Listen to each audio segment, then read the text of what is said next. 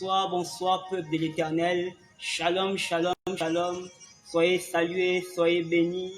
Nous sommes ici arrivés dans ces moments, le moment tant attendu, notre séminaire mensuel dont le thème est « Quelle est ta soif ?»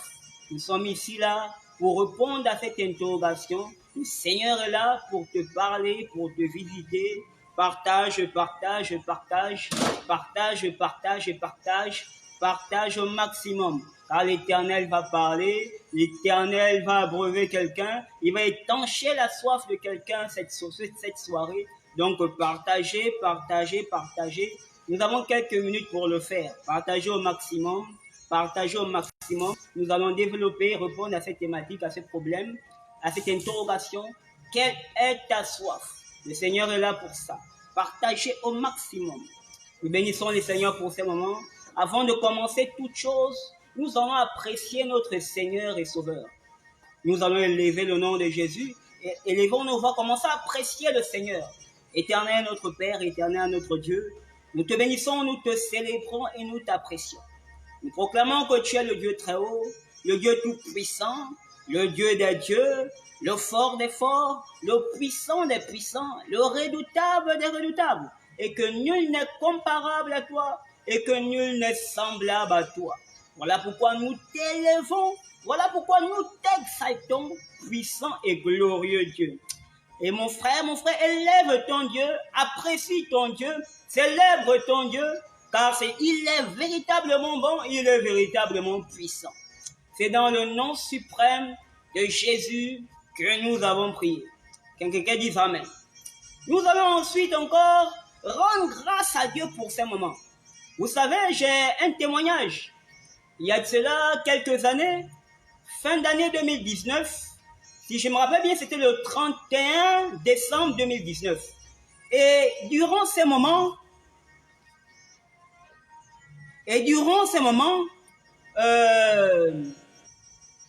ma maman était malade.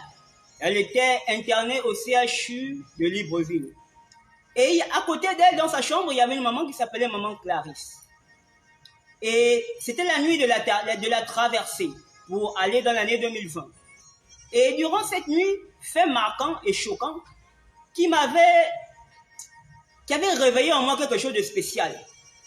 Cette maman dont je parlais, maman Clarisse, perfusée, diabétique, elle avait une maladie du pancréas, elle était handicapée de pied, elle marchait avec les béquilles. Mais cette nuit-là, la nuit de la traversée, elle dit, je ne peux pas être à l'hôpital pendant que la parole de mon Seigneur est libérée. Je ne peux pas rester sur un lit pendant que la traversée est là. Il faut que j'aille écouter la parole du Seigneur. C'est comme ça que cette nuit, elle va prendre les perfusions, elle va retirer, chacune, elle va retirer, et elle va décider de sortir. En allant elle s'est rendue jusqu'au portail. Puis les vigiles l'ont ramenée dans sa chambre. Mais c'est pas là le plus important parce qu'on l'a ramenée. Le plus important, c'est l'acte qu'elle a fait. C'est de vouloir à tout prix se rendre dans la maison du Seigneur pour écouter la parole du Seigneur. Car elle savait que, en restant à l'hôpital, c'était pas pareil. Elle voulait à tout prix aller dans la maison de son Seigneur pour écouter son Seigneur lui parler par le biais du message. Et c'est ce que tu es venu faire ce soir. Voilà pourquoi tu vas encore célébrer ton Seigneur pour la grâce qui te fait d'être là connecté. Beaucoup auront voulu être à ta place, mais beaucoup n'ont pas eu cette grâce. Donc célèbre ton Dieu, apprécie-lui pour ces moments, pour la grâce qui te fait d'être là, vivant et participant à ce programme. Éternel, notre Père et notre Dieu, nous te bénissons et nous te rendons grâce pour ces moments. Merci Seigneur, car nous savons que c'est toi qui les as prédestinés et c'est toi qui les as conçus et emmenés ce jour à l'existence. Merci Seigneur pour ces moments. À toi toute la gloire et à toi toute la célébration dans le nom suprême de Jésus-Christ. Nous allons encore prier ce soir. Nous allons prier que le Saint-Esprit prenne la prééminence, qu'il lui seul règne en maître et qu'il fasse les choses comme il a décidé. Élevons nos voix et prions. Saint-Esprit de Dieu, toi seul règne en maître durant ces moments. Esprit du Seigneur, esprit de force, esprit de sagesse, esprit de connaissance, esprit de conseil, esprit d'intelligence, esprit de crainte de l'Éternel, règne en maître durant ces moments, et que toi seul, tu parles à ton peuple et que tu fasses comme tu l'as résolu. dans le nom suprême de Jésus-Christ. Avant de commencer toute chose, nous allons prendre la parole de l'Éternel, car sans elle, nous ne pourrons rien faire. Car il est écrit qu'au commencement était la parole était Dieu, et la parole était avec Dieu. Elle était au commencement avec Dieu, et tout ce qui a été fait par elle. Rien de ce qui a été fait n'a été fait sans elle. Nous allons lire la parole de Dieu. Le passage de ce soir est tiré de Jean 7 au verset 37. Jean 7, verset 37. Jean 7 au verset 37. Je vais lire la parole de Dieu. Le dernier jour, le grand jour de la fête, Jésus se tenant debout, s'écria, « Si quelqu'un a soif, qu'il vienne à moi et qu'il boive. » Que quelqu'un dise Amen, que quelqu'un dise Amen, et quelqu'un dise Amen. Nous bénissons le Seigneur pour sa parole. Comme nous avons parlé ce soir, le thème est « Quelle est ta soif ?» Ici, le mot principal, c'est « soif ». Comment nous pouvons définir la soif? Qu'est-ce que c'est que la soif? Nous allons aller dans le dictionnaire. Qu'est-ce que nous dit la soif? On dit la soif est un désir, une envie de boire.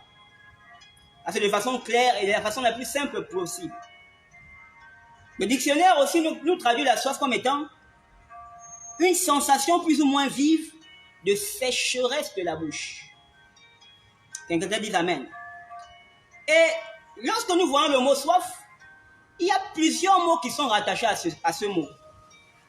La soif aussi peut définir un désir, une envie, un besoin, une attente, une sensation ou encore un soupir. Voici les mots qui sont rattachés à la soif. Donc on a dit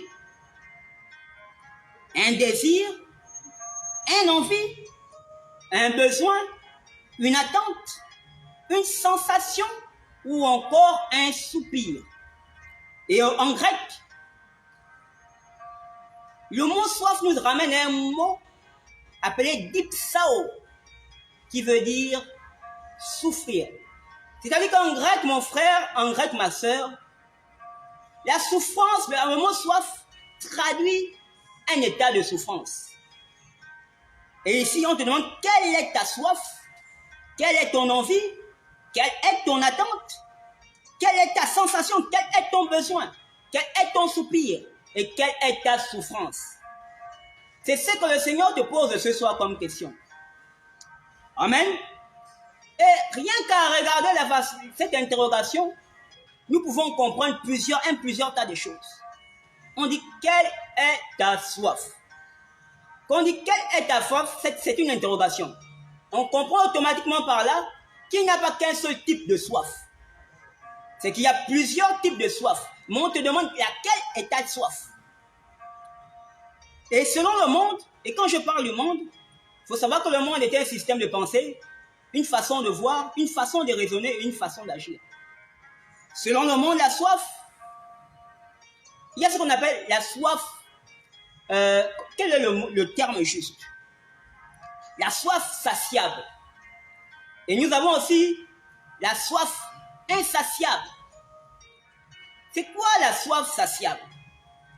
C'est une soif qu'on peut étancher. Le monde nous enseigne qu'il y a la soif insatiable. Insatiable. C'est quoi ça? C'est-à-dire que selon le monde, il y a des choses, il y a des soifs auxquelles on ne peut étancher. C'est-à-dire il y a une limitation. On dit, tu peux faire ça, mais ça tu ne peux pas. Selon le monde, il y a des limites à toute chose. La soif est limitée. C'est-à-dire je peux boire de l'eau, mais je ne peux pas boire un soda. Selon le monde. C'est ce que le monde nous enseigne. Et si nous voulons rentrer un peu dans les détails, savoir c'est quoi la soif satiable. La soif satiable, c'est tout ce que, comme je disais, c'est tout ce qu'on peut étancher. Et qu'est-ce que l'homme peut étancher en tant que soif? Et en précisant bien que lorsque nous parlons de soif, nous parlons d'envie, nous parlons d'attente, nous parlons de soupir, nous parlons d'attente. Nous parlons de ces choses-là. Et nous parlons de souffrance, comme on nous a dit que dipsao en grec veut dire souffrir. Et c'est le mot soif en grec. La soif satiable. La soif satiable. La soif satiable, c'est quoi? C'est une soif qu'on peut étancher et satisfaire. Qu'est-ce que l'homme peut satisfaire? C'est la chair. Satisfaire sa chair, c'est ce que l'homme peut satisfaire. Et c'est ce que le monde nous enseigne. Le monde nous enseigne que tu ne peux répondre, tu ne vis que pour ce qu'on voit. Tu ne vis pas pour ce qui est au-delà de ce que l'on voit. Et qu'est-ce que l'homme voit? L'homme ne voit que le travail, l'homme ne voit que l'argent, l'homme ne voit que la femme, l'homme ne voit que ce tas de choses qui sont certes nécessaires, mais pas indispensables à la survie de l'homme dans le règne spirituel. Quand je parle de l'éternité, ce n'est pas tant indispensable. Nous allons prendre Galates 5 au verset 19. Galates 5 au verset 19. Pour savoir c'est quoi quand on parle de soif satiable. Et je parlais de la chair, que l'homme peut satisfaire uniquement sa chair. Quand il satisfait sa chair, qu'est-ce qui se passe? Nous allons prendre la parole de Dieu. Donc, Galates 5 au verset 19.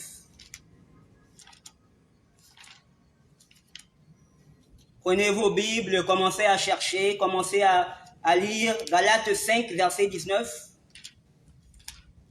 S'il y a un lecteur pour m'aider aussi, c'est pas mauvais. Galates 5, verset 19. Galates 5, verset 19.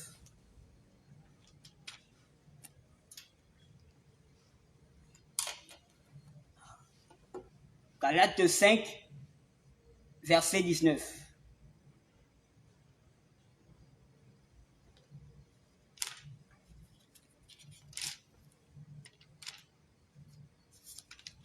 Ok, d'accord.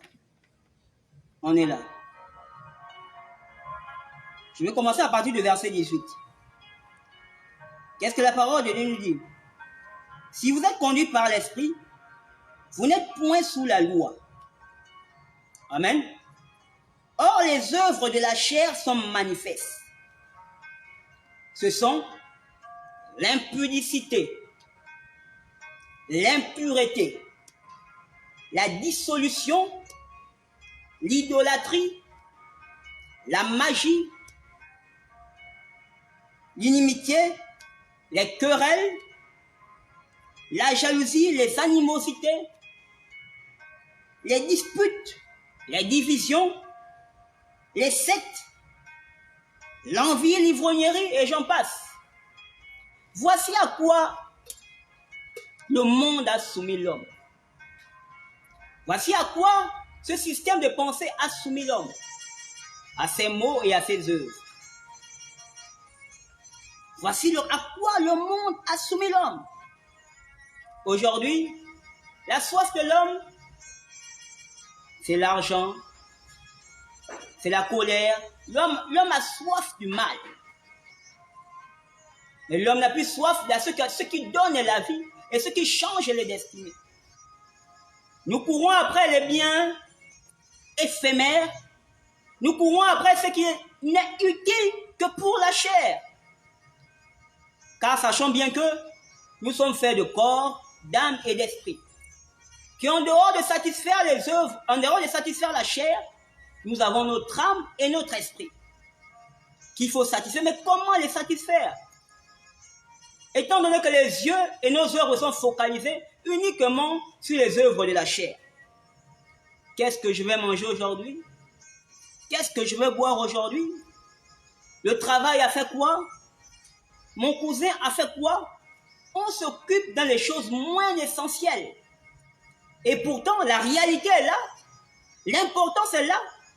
Mais nous sommes focalisés. Ce qui n'a pas une très grande importance. Donc, mon frère, ma soeur, toi qui écoutes ce message, c'est le Seigneur qui te parle. Il te pose la question, quelle est ta soif? Le Seigneur te pose la question, quelles sont tes envies?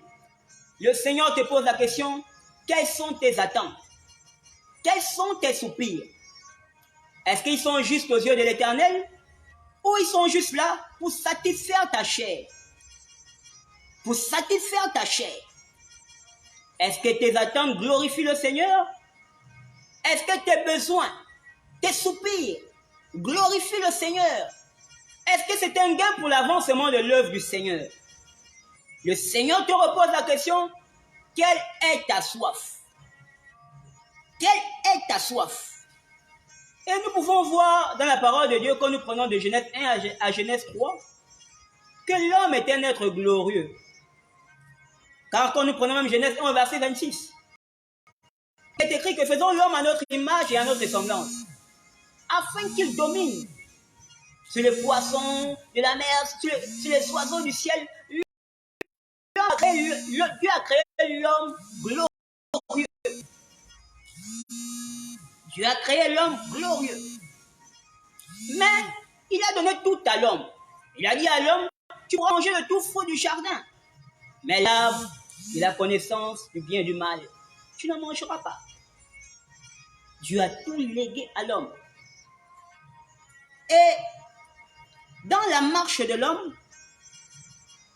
l'homme s'est corrompu. Et même ce qui était des besoins satiables, faciles à obtenir, comme manger, comme boire, sont devenus une soif insatiable. Aujourd'hui, depuis la malédiction, tu mangeras la sueur de ton front. Les hommes, même pour s'alimenter, c'est un combat. Pour se vêtir, c'est un combat. Pour dormir, c'est un combat. La vie est devenue que tribulation. Même ce qui était ton héritage, aujourd'hui, pour l'avoir, tu dois vaincre et combattre. Avoir des enfants, c'est devenu souffrance. Avoir un mari, c'est devenu compliqué. Gérer un foyer, c'est devenu compliqué. Tout est devenu compliqué. Tout est devenu une soif insatiable. Arrêtons de courir après des choses qui ne glorifient pas le Seigneur. Des choses qui ne glorifient pas le Seigneur. Vous savez, dans la vie, il y a un tas de choses.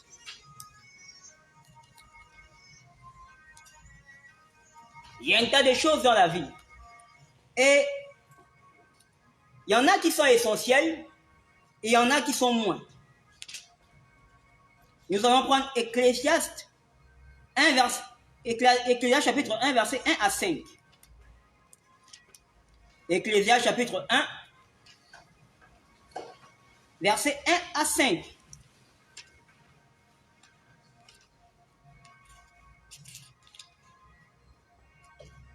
Ecclésiaste 1, verset 1 à 5. Je vais lire la parole du Seigneur. Ecclésiaste 1, verset 1 à 5. Qu'est-ce que la parole de Dieu nous dit? Parole d'Ecclésiaste, fils de David, roi de Jérusalem. Vanité de vanité, dit l'Ecclésiaste. Vanité de vanité, tout est vanité. Je vais lire le verset 3. Quel avantage revient-il à l'homme de toute la peine qui se donne sous le soleil?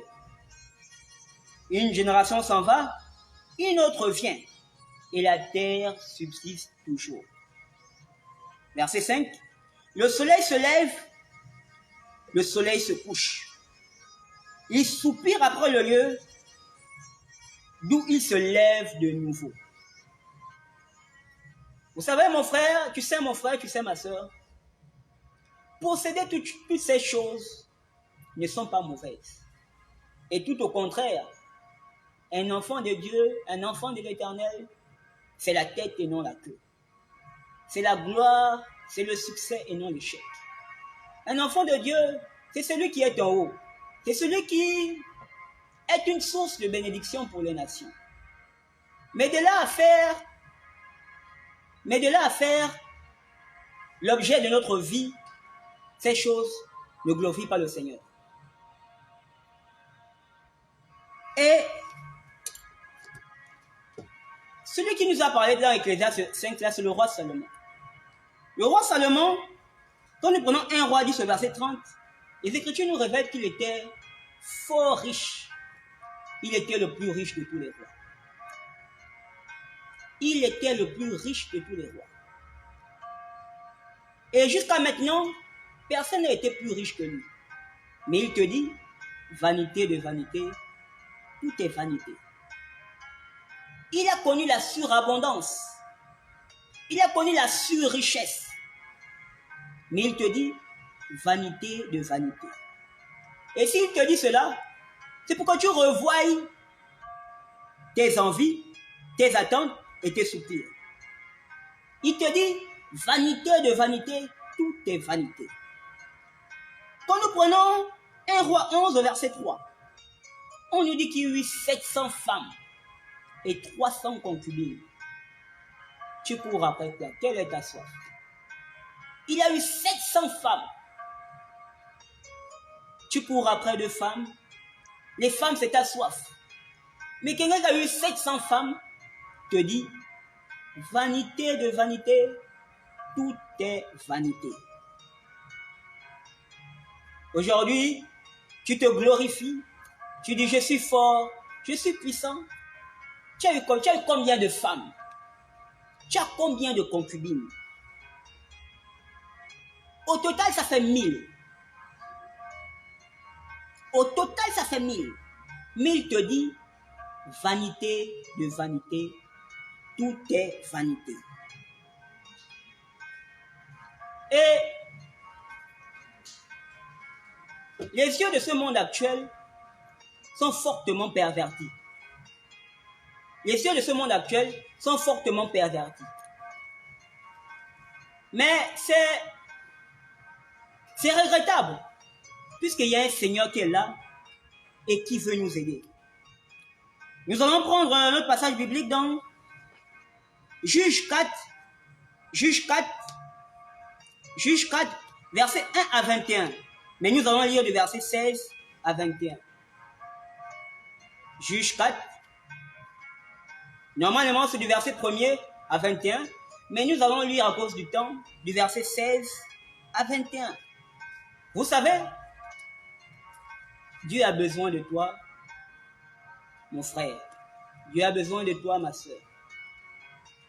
Et il n'y a que lui qui peut étancher ta soif. Il n'y a que lui qui peut étancher ta soif. Mais une erreur que beaucoup des hommes font, au lieu de courir vers Dieu, pour que ta soif soit étanchée, nous courons vers les hommes. Aucun homme, quel qu'il soit, ne peut étancher ta soif. Peu importe qui il est, peu importe ce qu'il fait, aucun homme ne peut étancher ta soif. Voilà pourquoi nous allons lire ce passage, Juge 4, versets 16 à 21, et vous comprendrez. Un lecteur, s'il vous plaît.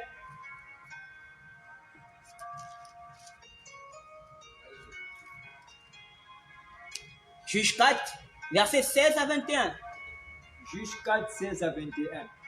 Barak poursuivit les chars et l'armée jusqu'à Archet, Goïm. Et toute l'armée de Sisera tomba sous le tranchant de l'épée, sans qu'il en reste un seul. Sisera se réfugia à pied dans la tente de Jaël, femme de Héber, le Kénien, car il y avait paix entre Jabin, roi de Hatzot, et la maison de Héber. Donc d'abord, ici, quand nous prenons ce passage, du verset 1 au verset 21, on nous parle du peuple d'Israël. Le peuple d'Israël s'est détourné il s'est détourné des voies du Seigneur, et Dieu les a livrés entre les mains de leurs ennemis. Déborah appela Barak et prophétisa que Dieu livre entre tes mains Sisera. Et il alla vers Sisera et il dévasta l'armée de Sisera. Voilà Sisera qui fuit. Et il fuit, il se rend dans la maison de Jaël. Et qu'est-ce qui se passe quand il se rend dans la maison de Jaël? La suite. La suite.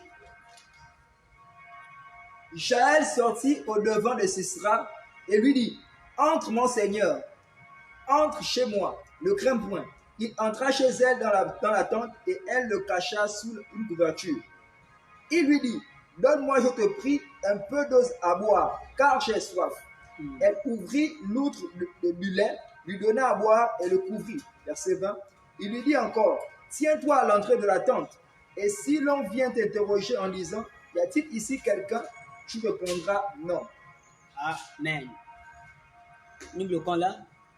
Lorsque Sisera se rend chez Jaël, il demande de l'eau à Jaël pour étancher sa soif.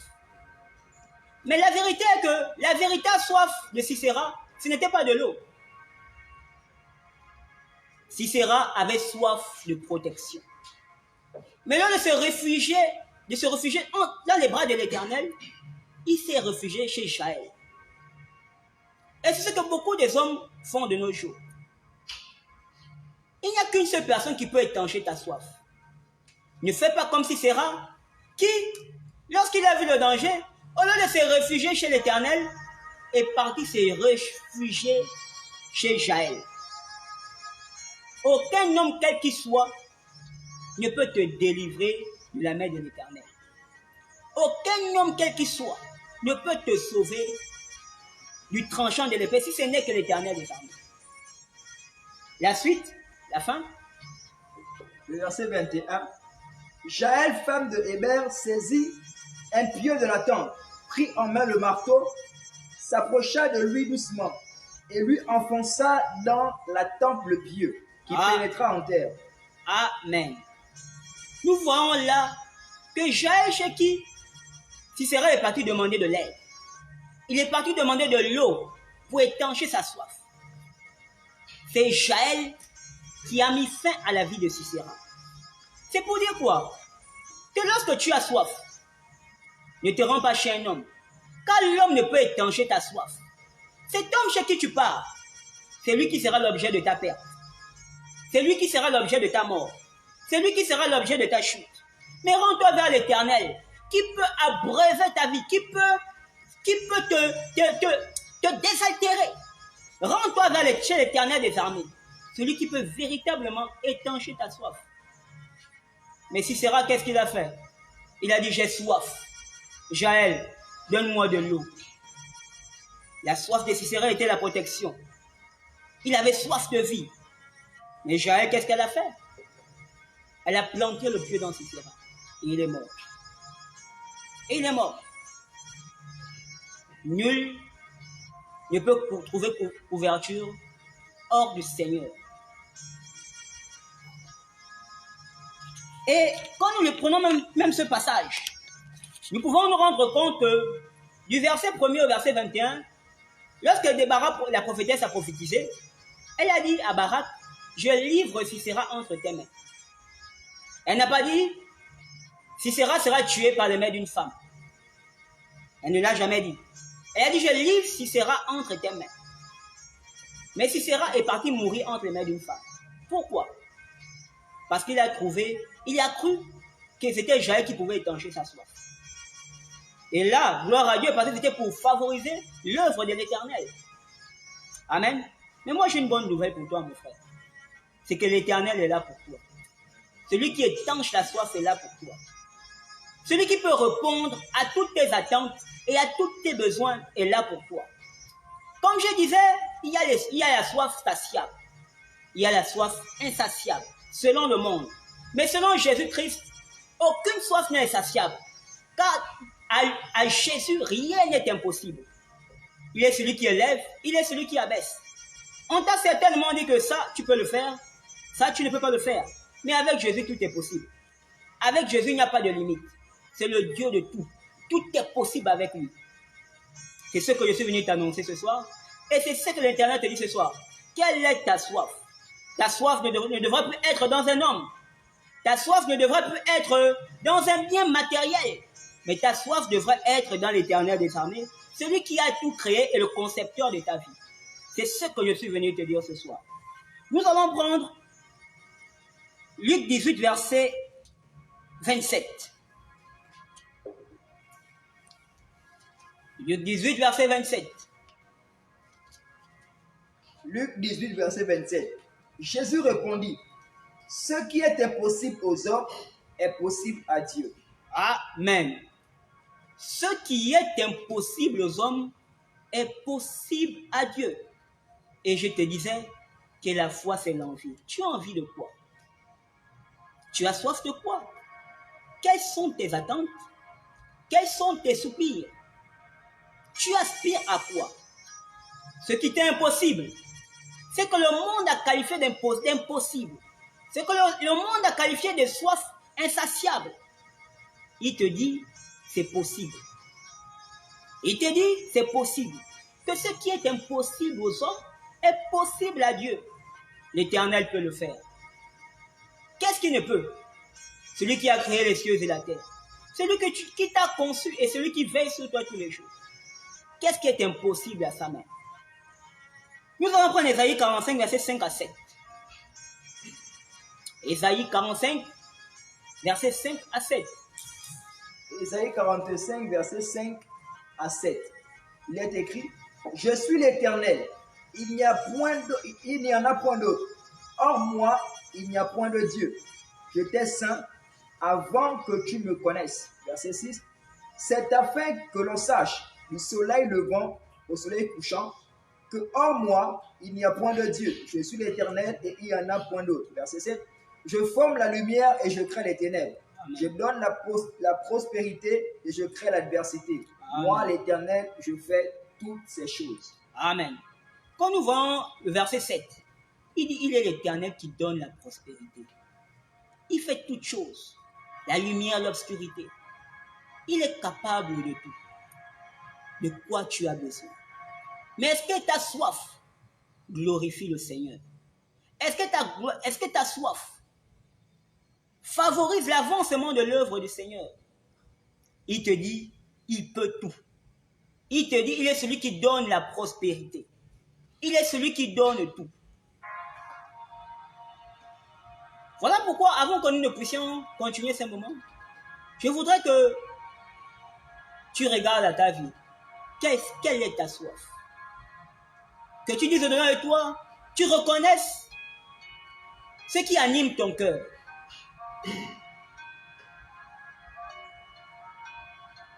Et si tu as décelé et tu as vu quelle est la réelle soif que tu as, pas comme Sisera. Sisera avait soif de protection, mais il a demandé de nous. Quelle est ta soif? Si tu as décelé ta soif, d'où tu es, je voudrais que tu baisses ta tête.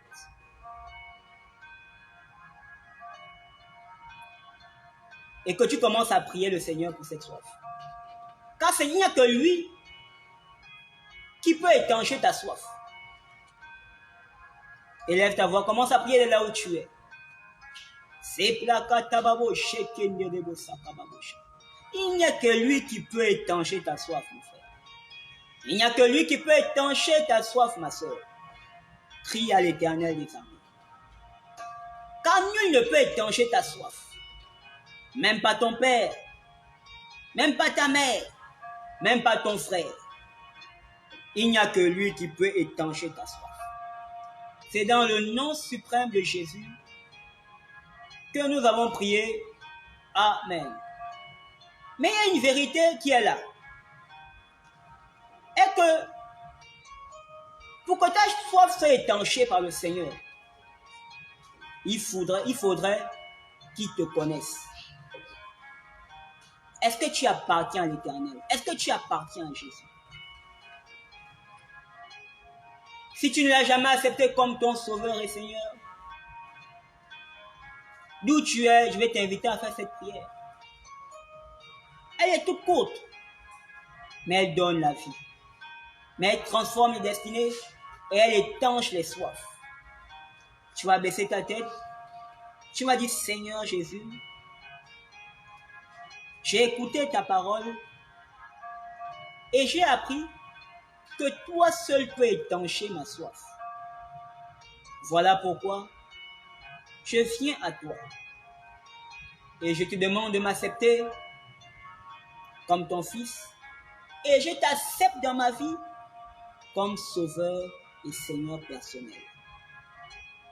Pardonne-moi dans le nom suprême de Jésus.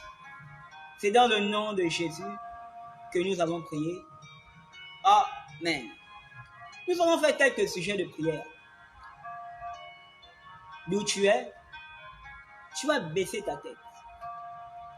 Et nous allons refaire le premier sujet de prière.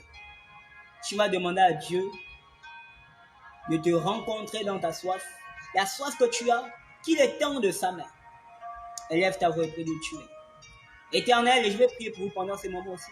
Éternel, éternel, voici là tes enfants qui ont soif. Ils se sont rendus compte qu'ils ont besoin de toi plus que tout. Ils ont besoin de toi plus que l'argent. Ils ont besoin de toi plus que l'or. Ils ont besoin de toi plus que leur père, plus que leur mère. Seigneur, Seigneur, étanche leur soif. Que ta grâce repose sur eux dans le nom de Jésus-Christ. C'est dans le nom suprême de Jésus que nous avons prié. Amen. Maintenant d'où tu es, tu vas lever tes mains. Je vais prier pour toi. Et tu vas fermer tes yeux.